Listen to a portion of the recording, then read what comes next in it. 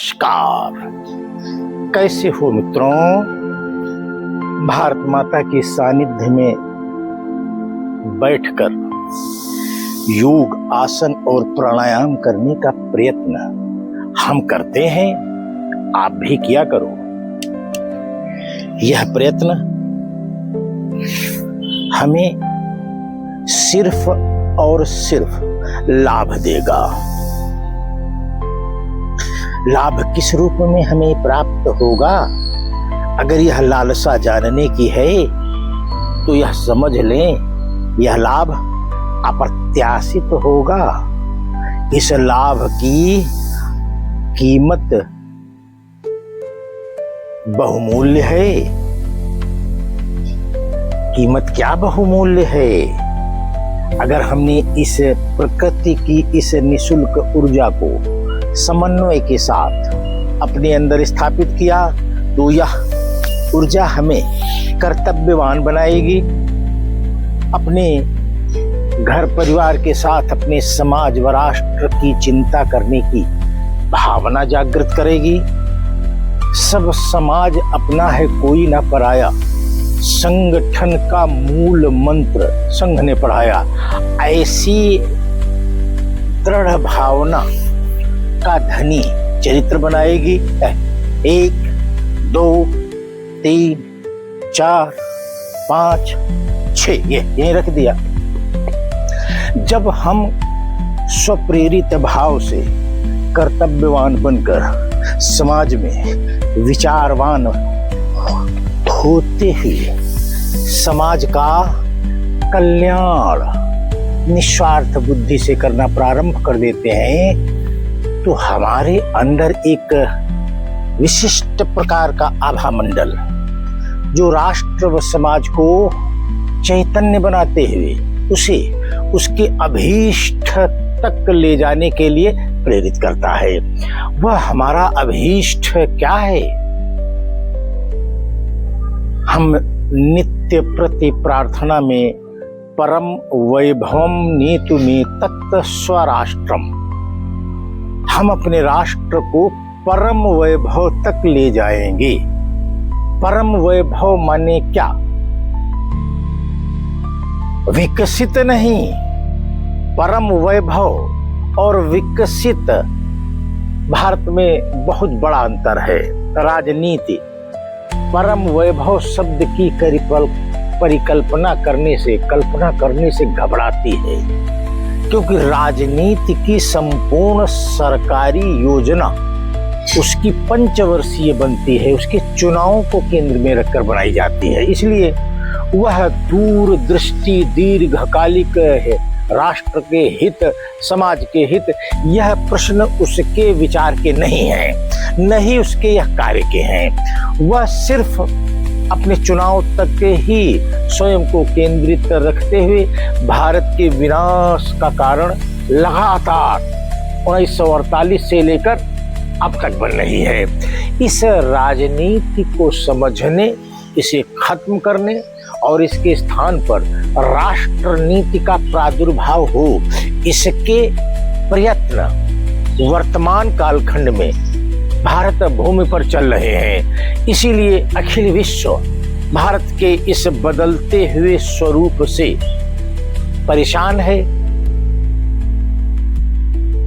आशावान है और इस विचार के साथ संतुष्ट है कि निकट भविष्य में विश्व की कोई ऐसी शक्ति जिसका सांस्कृतिक आधार वसुधैव कुटुंबकम हो, वह विश्व का मार्गदर्शन करने हेतु अपने को सज्ज कर रही है और अखिल विश्व को अपनी योग्य रणनीतियों और प्रयासों से उन्हें उनके दीर्घकालिक हितों की ओर ले भी जा रही है। यह बात अखिल विश्व समझने लगा है कि भारत एक परिपक्व राष्ट्र की भूमिका में किसी भी विचलन से मुक्त एकाग्र चित्त भाव से अपनी भारत माता की सेवा और उसके उत्थान में रत है।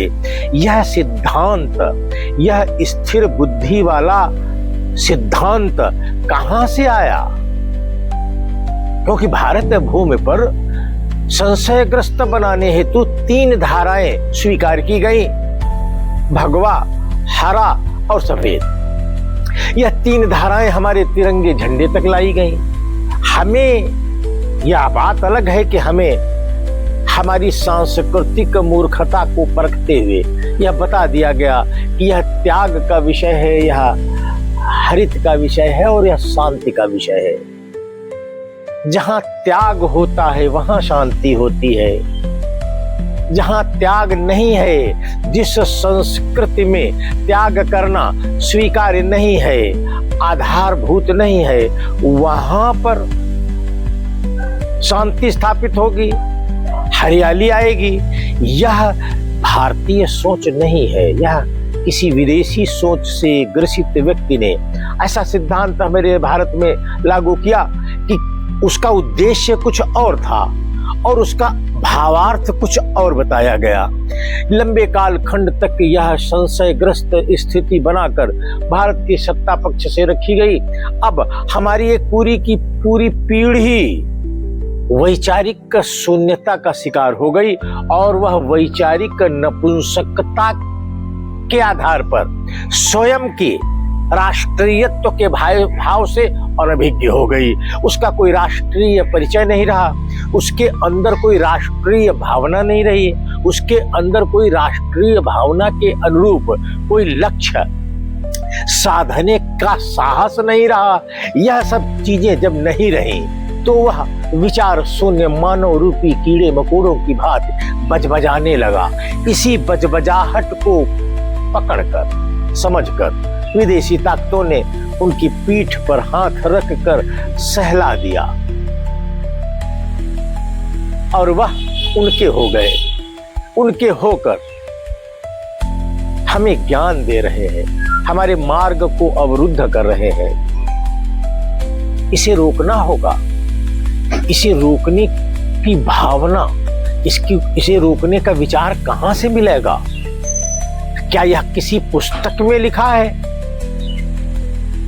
जी नहीं, यह हमारे अंदर विचार स्थित है। उसे जागृत करना है। उसे जागृत कर राष्ट्र व समाज के नव सृजन हेतु संकल्प लेना है और उस संकल्प के आधार पर जीवन जीना है। इतना ही तो है, या कहीं किसी पुस्तक में लिखा नहीं है। यह हमारा कर्तव्य है। इस कर्तव्य को करते हुए जब हम चलेंगे तो सनातन सभ्यता के आधार पर हम चल रहे हैं, हम इस भूमि पर रह रहे हैं और हम इस भूमि के संसाधनों का उपयोग भी कर रहे हैं। हमारी भारत माता अपने बच्चों से अपेक्षा करती है कि वह अपने घर परिवार की चिंता करते करते अपने समाज व राष्ट्र की भी चिंता करेंगे। कैसे करेंगे? यह ज्ञान हमारे बच्चों को है। अगर नहीं है तो वह योग साधना करना प्रारंभ कर दे। नित्य प्रति हमारे बच्चे योग, आसन और प्राणायाम करना प्रारंभ कर दे।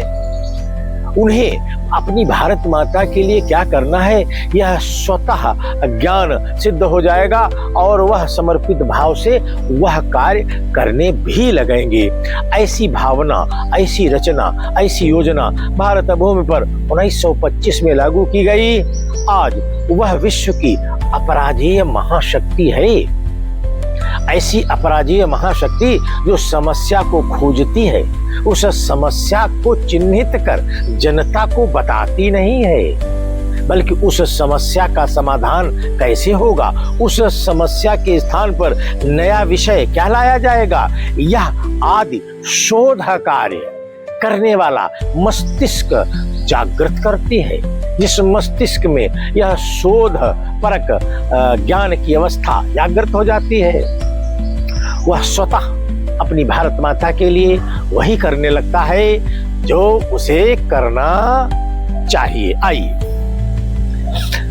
कपाल भाती करने के पहले हम लोग ग्रीवा योग करेंगे। आइए, 1 2 3 4 5 7 8 9 10।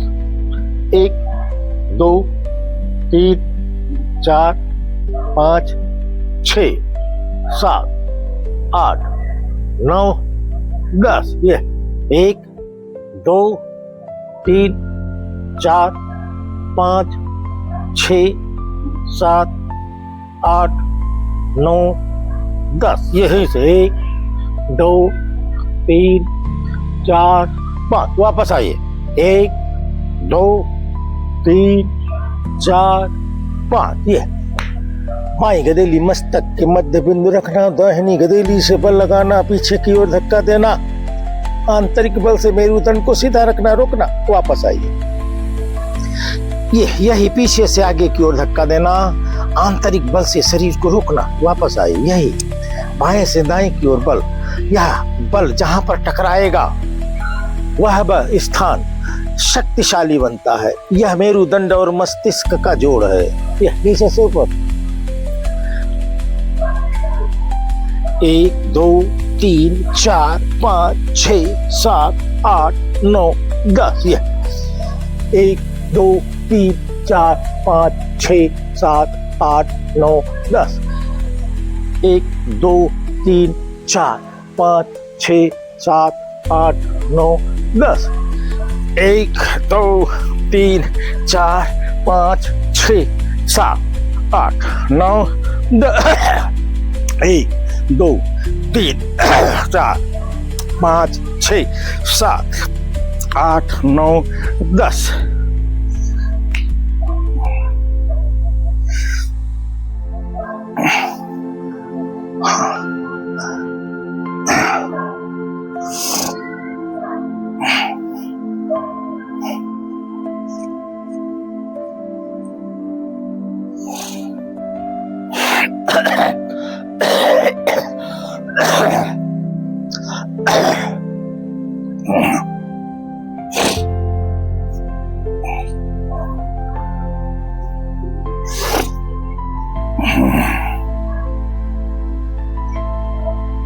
छोटी छोटी क्रियाएं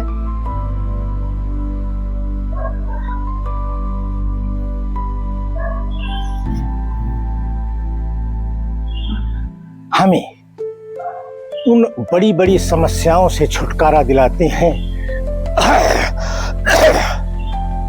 जिन बड़ी बड़ी समस्याओं से छुटकारा पाने में बहुत कुछ व्यय हो जाता है। आइए,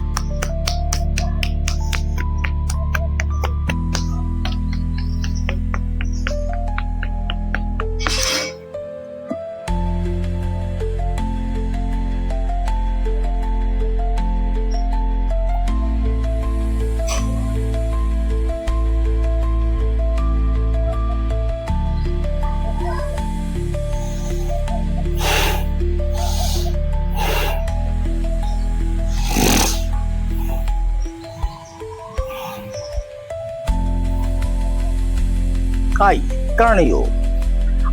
इस आज्ञा चक्र को विपरीत दिशा में घसीटना, बल लगाते हुए घसीटना, यह आज्ञा चक्र है, इसे जगाइए। यह निर्णय लेने और निर्णय दिलवाने में बड़ा सहायक है। ये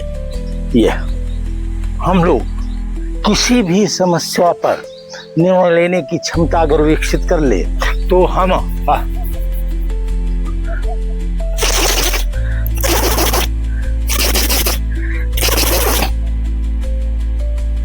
कान को नीचे खींचना, ये ऊपर वाला खींचना, जितना खींच सकते हो ऊपर की तरफ, ये मध्य वाला बाहरी तरफ खींचना, ये उंगलियां ले,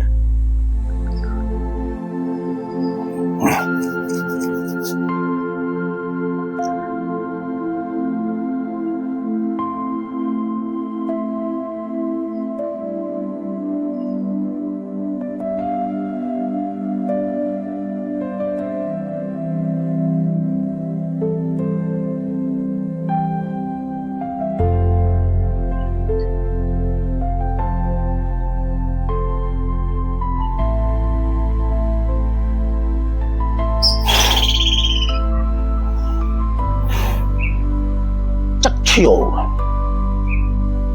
1 2 3 4 5 6 7 8 9 10। 1 2 3 4 5 6 7 8 9 10। 1 2 3 4 5 6 7 8 9 10। 1 2 3 4 5 6 7 8 9 10। यहीं से 1 2 3 4 5 वापस आइए। 1 2 3 4 5। आंख को बंद कर लीजिए।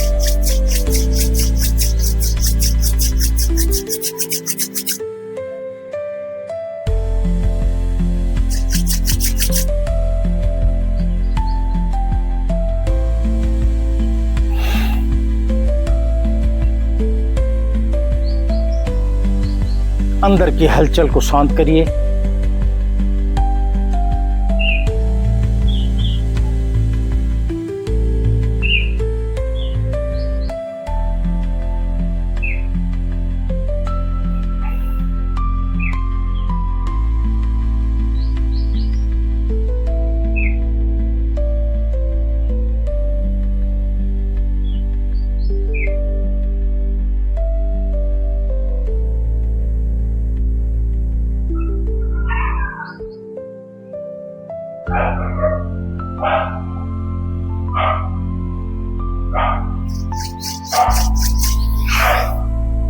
आई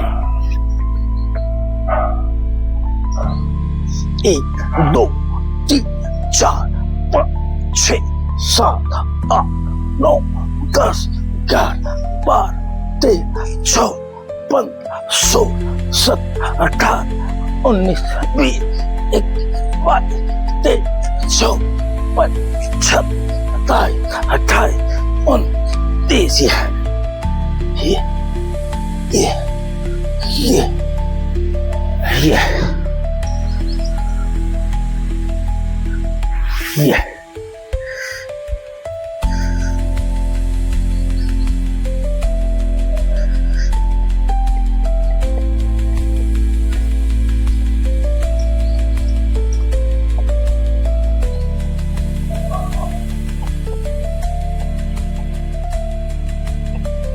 Aí.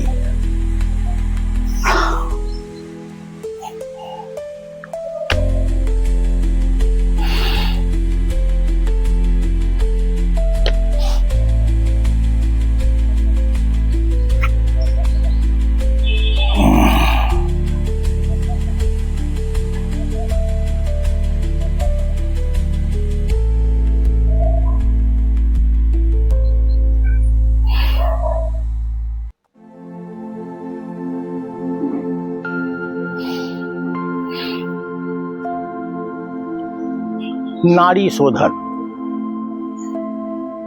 3 प्रकार से हम इस क्रिया को पहले हम अनुलोम विलोम करते हैं, फिर चंद्र भेदन क्रिया करते हैं और उसके बाद नाड़ी शोधन। आइए, यह सब एक ही विषय से जुड़े हुए अलग अलग प्रकल्प हैं। इन सभी प्रकल्पों को करना और इन्हें आपस में जोड़ लेना तो एक बृहद परिणाम हमारे आपके सामने आ सकता है। परिणाम सिर्फ और सिर्फ इस क्रिया को पारंगत तरीके से करने पर एक ही परिणाम आएगा कि हमारा मन हमारे नियंत्रण में होगा, हमारा मन हमारे साथ चलेगा, हमारा मन हमारे हिसाब से चलेगा। अगर ऐसा मैं कर लूं तो मैंने उस विषय को जान लिया है जिस विषय को पूरा करने के लिए मैंने जन्म लिया है। अगर मैं ऐसा न कर सकूं, मन को नियंत्रित न कर सकूं, अपने ही मन को अपने साथ न चला सकूं, अपने ही मन को अपना मित्र न बना सकूं, तो हमारे इस धरा पर आने का हेतु शून्य। आइए,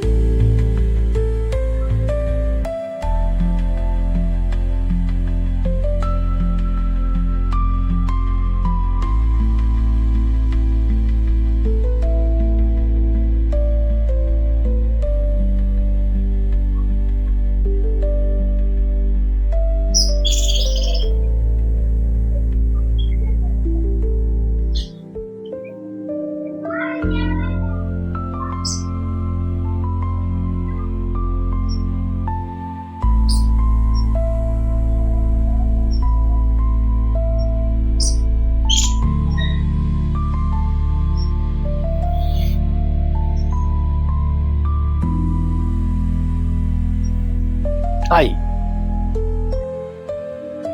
मंडूक आसन, अनुलोम विलोम नाड़ी शोधन की क्रिया के बाद मंडूक आसन, यह हमारे नाभि चक्र के नीचे स्वाधिष्ठान चक्र को केंद्र में रख कर यह क्रिया की जाती है। यह बहुत ही महत्वपूर्ण और बहुत ही लाभदायक यह क्रिया है। यह क्रिया किसी बीमारी को ठीक करे या न करे, यह हमारे अंदर के उस चेतना को उस बवाल से निकालकर स्वच्छ वातावरण की ओर ले जाने में मदद करती है, जो चेतना हमारी इस स्वाधिष्ठान चक्र में अटक जाती है। उसे श्वास भरना और दाब कर निकाल देना।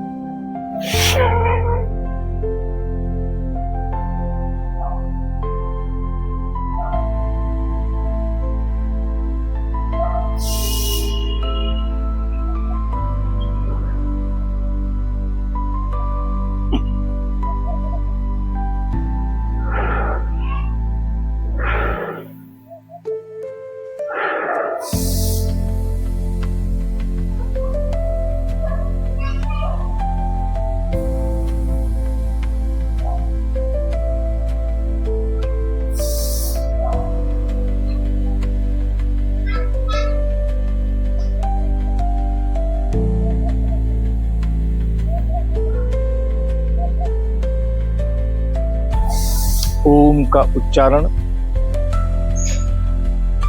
कम से कम 10 बार।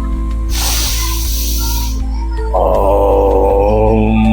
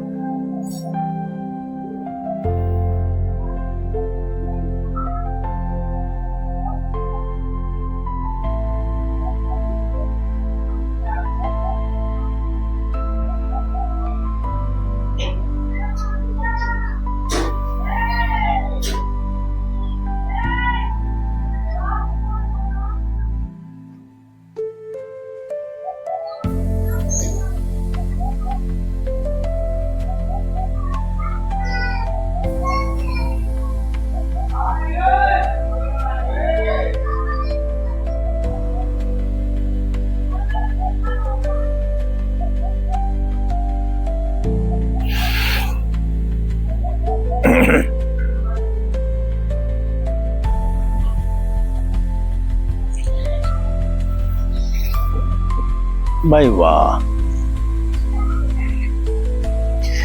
हमारा शरीर बोल रहा है